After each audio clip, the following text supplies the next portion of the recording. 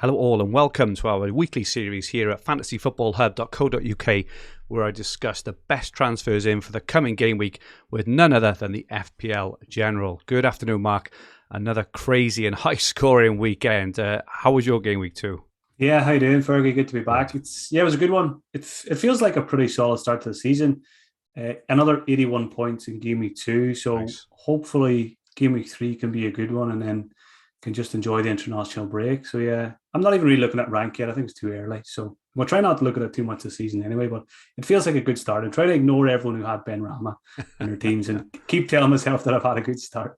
So he was your number one tip last week. The template itself is absolutely smashing it in, and what I found as well is the scores this season compared to last are being a lot more predictable as well. I had a look, and 9 out of the 10 of the clean sheet favourites all kept clean sheets, and the bottom 10 none of them did. So in terms of predictability of returns, loads of goals as well, so many amazing options. It just makes it for a fantastic, exciting start to the FPL season.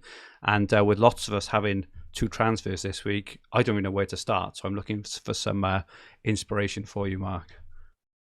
Yeah, I'm the same. I've got two frees. It's quite often it's a curse, isn't it? Because when you've got the two frees, you've got 10 or 15 different routes you can go. So yeah, hopefully doing this will help both of us come to some kind of decision. Fantastic. Okay, so Mark is going to share his top transfers in for game week three, as well as a differential. So let's get into it, Mark. And could you give us your best transfer in for game week three? Yeah, similar to last week, Ben Rama. I'm going to try not include the same players from week to week here, but he's given me no choice with that. Another huge return in game week two. West Ham, they're firing on all cylinders as we thought they would be at the start of the season. Crystal Palace and Southampton next as well. I think that's the big attraction. Still got two really nice fixtures to come. Even if you look a bit further, the next five fixtures I think are quite nice, even though Manchester United are in there. So yeah, Ben Rama's probably top of my most wanted list this week, and there's a very good chance I'll be making a purchase. He's a very nice price as well, and he's 6.2. So he's had a couple of rises, and I think he's due another rise this week, and potentially even a triple rise if the kind of rate keeps going at as he is. And he just looks so dangerous. We talked a lot about his form in pre-season, which is absolutely fantastic. He's carried that on into the league. Do you expect him to carry it on, for the next 5 or 6 weeks, or do you think he's peaked?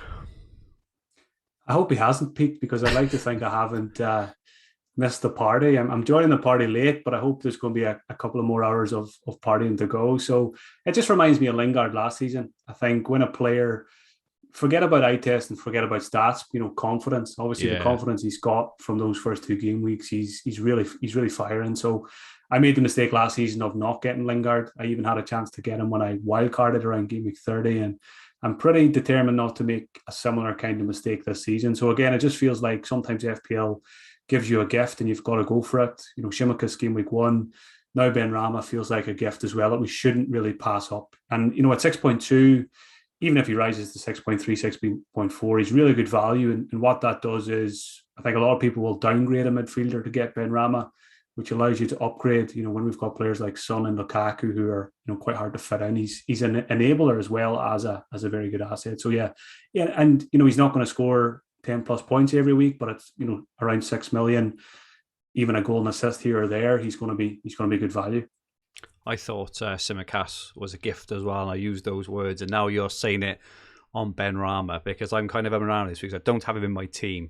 I can get him in, but it's potentially at the expense of the move or two I want to do in the future. I'm going to try this season not to be stubborn, which I have been in the past. All this, he can't do it every week and whenever else. And as we say, there's players like Gundogan and Lingard. He'll never keep it going. But the fixtures are there, the form is there, confidence, as you say, XC is there. So yeah, you've taught me into him already. I think, Mark. I'm gonna have to have a think Yeah, after this I video. always think as well. Sometimes I know we play FPL, but sometimes I just like to let FPL play me and let it Absolutely. make up my mind for me. And I always like to think. Sometimes I think it's good to play like a casual manager would play. What would someone do when they log in for 5 minutes on a Friday? They look at the top scoring midfielder, they'll pick Ben Rama, and they won't even think twice. So, and more often than not, they continue to do quite well anyway. So yeah, it's I don't think it's one to overthink, Ben Rama.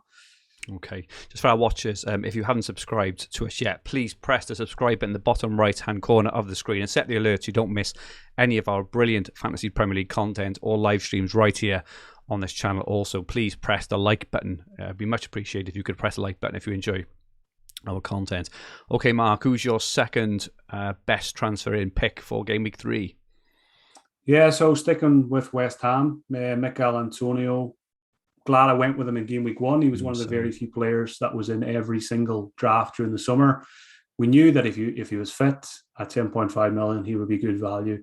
I don't think we expected him to be this good value. I mean, what is it? 3 goals, 3 assists, and we're just 2 game weeks in. So I think if you don't have Antonio, he's got to be your number one priority. And he's not too hard to get to. I think he's 7.7 million now. So there's a good chance you've got a striker at a similar price point that you can get to him from. So yeah, like I said, Crystal Palace and Southampton, Antonio, there could be plenty more points to come over the next 2 game weeks. So if you don't have him, I think that should be the priority.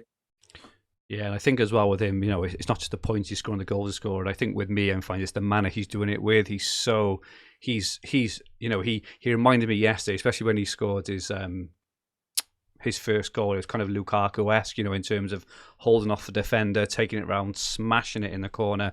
His third one, though, a fantastic touch and goal. He's just so hungry for goals.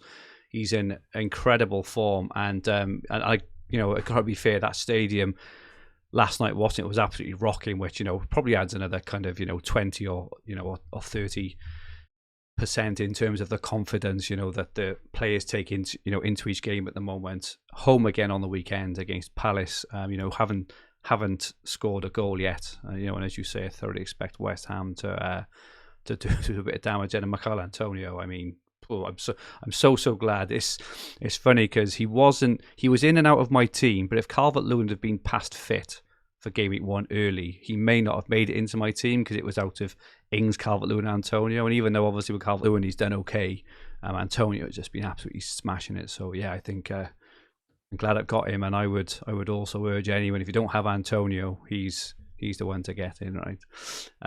Who's your third pick then, Mark? Yeah, if we had an unlimited budget, this guy would be coming in somehow. Yeah, Lukaku at Chelsea. What a performance against Arsenal. I was on the hub this morning looking at the numbers. I think it was 8 shots, 7 in the box. And we always say to people, don't judge a player on one performance, but I think we can make an exception for this guy. He just fitted into that team like a glove. He's got unbelievable creative players around him. And yes, he's expensive, but I think he's going to be a beast this season. I know a lot of people are talking about waiting until Game Week 7 when the fixtures really improve for Chelsea, but I think you can get him now if it's easy to do so. If you can do it in a couple of free transfers, I wouldn't stop anyone, even against Liverpool. It wouldn't surprise me to see him.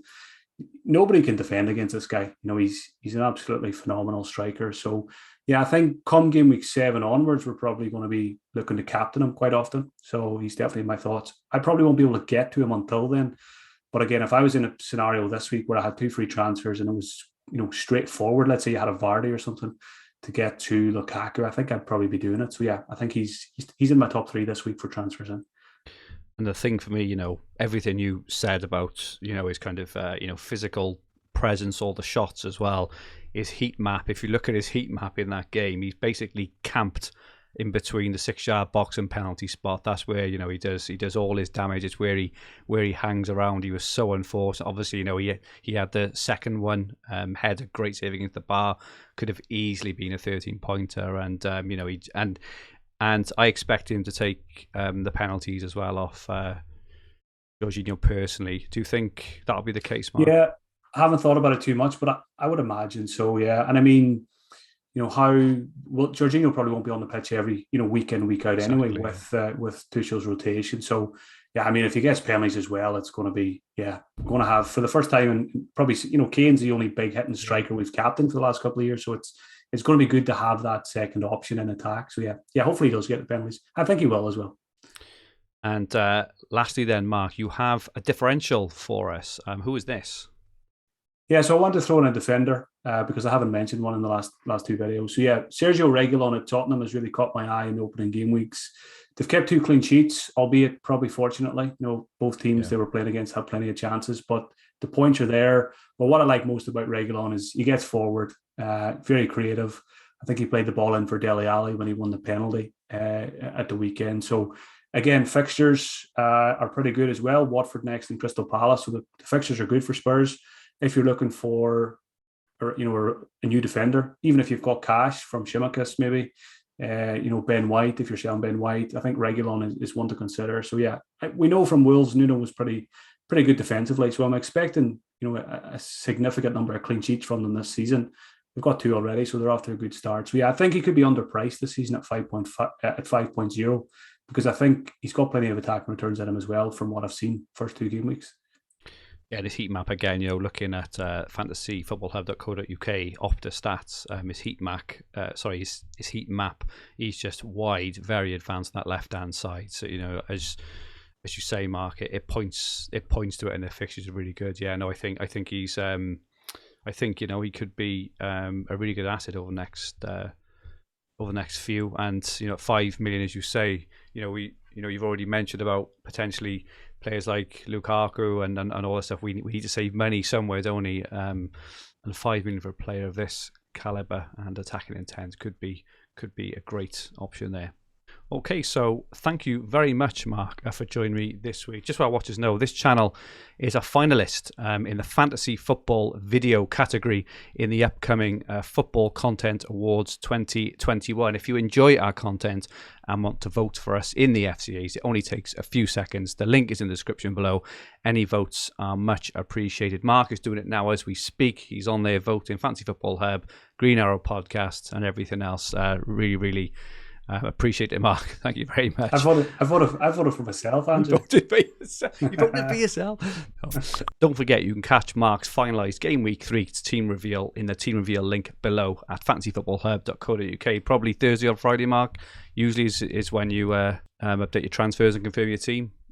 Yeah, earlier if possible, but I think this week, given that we've got 2 free transfers, but yeah, I think there's a good chance I might make my transfers early this week, so it could even be Wednesday this week. You might find out.